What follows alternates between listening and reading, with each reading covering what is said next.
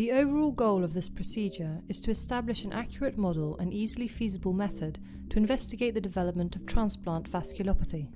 This is accomplished by using the PVG to ACI strain combination.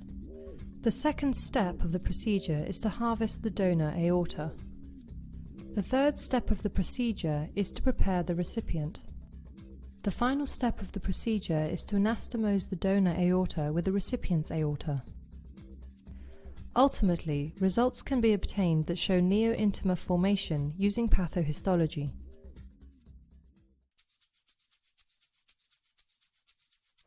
Hi, I'm Sonja Schrepfer, Professor in Transplant Immunology in the TSI lab at the University Heart Center in Hamburg, Germany. And I am Mandy Stubbendorff, also from the TSI lab.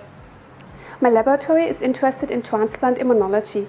In this video, we will introduce you to the orthotopic aortic transplantation model, an easy and valid model to study the development of transplant vasculopathy in rats.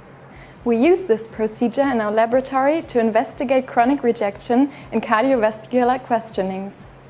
In the orthotopic aortic transplant model, the aorta can easily be evaluated histologically.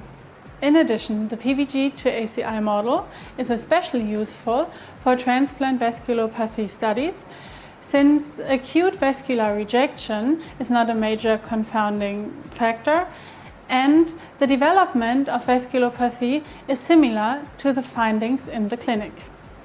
So let's get started.